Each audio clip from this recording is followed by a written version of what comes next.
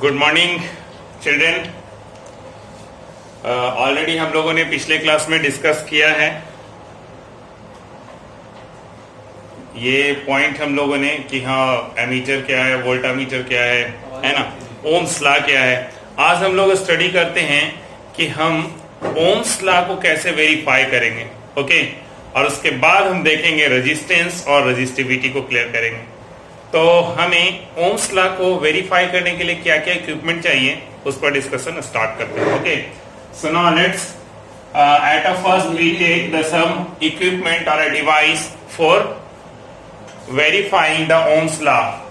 We take ammeter, okay. We take ammeter and second voltmeter, which is used for measuring the potential difference. Third, a constant resistance, okay. Fourth, we take a variable resistance which is called resistor, okay, and resistor. And fifth, plug. We take plug, okay, or a switch. And these devices are used to verify the Ohm's law. So let's start. हम इन सभी devices को लेकर के अपने process को start करते हैं physics में और वेरीफाई करना शुरू करते हैं कि कैसे ओम्स लॉ को वेरीफाई किया जाता है इन डिवाइसेस को आपस में कनेक्ट करके, ठीक है। Ohm's law, the formula is V is equal to IR। Already हमें इतना पता है, okay. So let's start to verify. Now we have arranged the all equipment which we have collecting. इन सभी को मैं अरेंज करता हूं और अरेंज करने के बाद हम इनको वेरीफाई करना शुरू करेंगे, ठीक है। तो स्टार्ट करते हैं और इन सभी डिवाइसेस को एमीटर, वोल्टमीटर, रेजिस्टेंस, रेजिस्टेंस या फिर variable resistance and plug, okay, इन सभी को ले लिया जाए और लेने के बाद इनको अरेंज किया जाए। तो कुछ और एक और चीज छूट गया हमारा। क्या छूटा? तो हमारा छूट रहा है सेल यानी बैटरी। ये भी होना जरूरी है, नहीं तो जब पोटेंशियल डिफरेंस नहीं देंगे तो पॉसिबल नहीं है कि हमारा प्रोसेस करेगा। तो ये चाहिए यानी सेल, बैटरी चाहिए, एमीटर चाहिए, वोल्टमीटर, रेजिस्टेंस, रेजिस्टेंस यानी variable resistance, plug and battery, okay. So let's start to connect all the devices, okay. Start to connect all devices. ये रहा हमारा resistance and parallelly connect a device which is called voltmeter, okay. We take a voltmeter and connected. Another device which is called ammeter is connected and we have connect to the cell, okay. And lastly we have take here the switch and take a resistor or a variable resistance, take a variable resistance, okay. So now start the proof of this formula. V is equal to IR. This R is constant. This R is constant. Okay. And we arrange the all devices and the material are same in all time. We can't change. Okay. In this equation. So temperature is also constant and the material which is used in the circuit is also constant. They cannot change.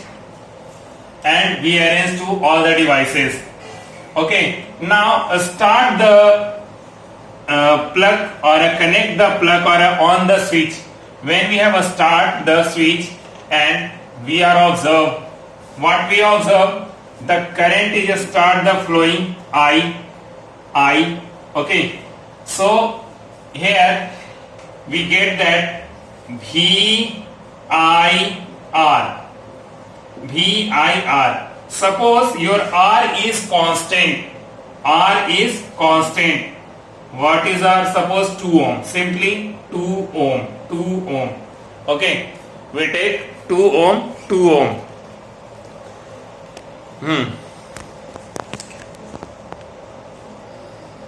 थोड़ा सा arrange कर लेते हैं इसको यहां. अब ये है.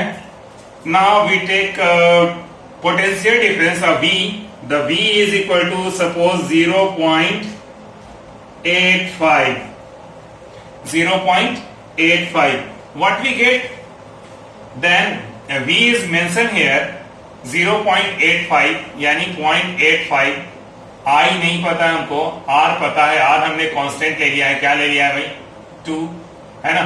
2 ले लिया है तो I इज इक्वल टू क्या हो जाएगा?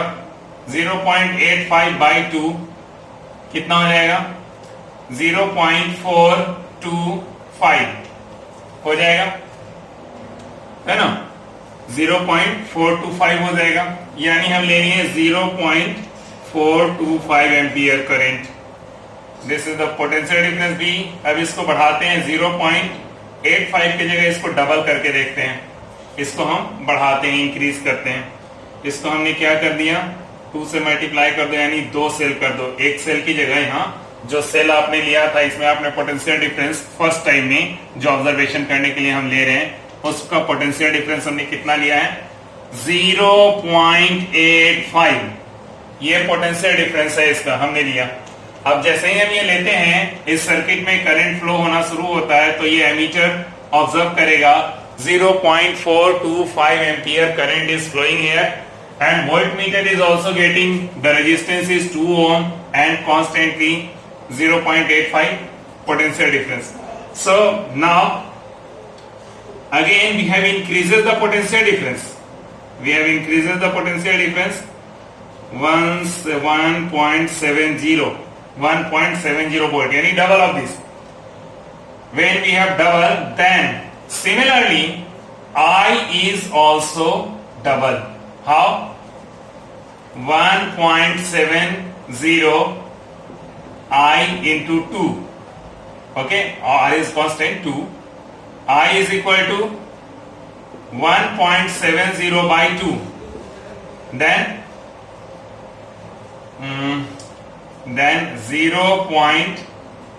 0.85 है ना. 0.85. Okay, now next when we take triple or a 4 then we observe when increases the potential difference, when the increases the potential difference then also flow of current or I is increases. आप देख पा रहे हैं अगर आपने एक graph फिर देखिए, अगर ये ज्यादा टिपिकल लग रहा है तो इस सिंपल ग्राफ से समझने का कोशिश कीजिए. अगर आपने R को कांस्टेंट रखा है, R को क्या रखा है आपने? इसमें कांस्टेंट रखा है. R आपने सब जगह मान लिया जाए 1 ओम 1 ओम 1 ओम रखा है और यहाँ V और I लिया आपने. V रखा पहले बार में रखा है आपने 3 वोल्ट 6 वोल्ट 9 वोल्ट 12 वोल्ट, ठीक है ना, एंड 15 वोल्ट. आप क्या ऑब्जर्व करेंगे? अगर R यहाँ कांस्टेंट है तो जितना V है उतना ही I होते जा रहा है, हो रहा है, उतना ही एम्पियर ऑफ करंट भी मिल रहा है हमको, है ना. तो हम कांस्टेंटली ले रहे हैं. तो हम जब यहाँ ग्राफ रिप्रेजेंट करेंगे, ग्राफिकल रिप्रेजेंटेशन करेंगे तो ये ग्राफिकल रिप्रेजेंटेशन कुछ इस तरह से होगा. यहाँ V है और I है तो हमारा जो ग्राफ होगा इसमें कुछ इस तरह से बनेगा. ये दोनों पर परपेंडिकुलरली स्ट्रेट है ना, इन दोनों से कुछ ये ग्राफ बनेगा. ये स्लोप हमारा दिखा रहा है इन दोनों के बीच में, यानी V और I के बीच में ग्राफिकल रिप्रेजेंटेशन को हमने क्या लिया? यहाँ पर वैल्यू लिया है रेजिस्टेंस का और इसको कांस्टेंट लिया है. R का वैल्यू सभी जगह मैंने कांस्टेंट लिया. R को हम यहाँ चेंज नहीं कर रहे हैं, कांस्टेंट रखते हैं. V हमारा वैल्यू रखा है अलग अलग. इनके सेल को हमने एक एक करके इंक्रीज किया और ऑब्जर्व कर रहे हैं कि जैसे जैसे सेल बढ़ा रहे हैं यानी पोटेंशियल डिफरेंस चेंज कर रहे हैं वैसे वैसे हमारा फ्लो ऑफ करंट I भी वेरी कर रहा है. ठीक है, तो यहाँ एमीटर और वोल्ट मीटर दोनों रीडिंग जो दे रहा है उसके ऑब्जर्वेशन पर हम देख रहे हैं कि when we increases the potential difference then flow of current is also increases, and it is proof that I is directly proportional to V where R is constant. Okay, where R is constant, then V is directly proportional to I. हमारा V I का directly proportional है, ठीक है ना।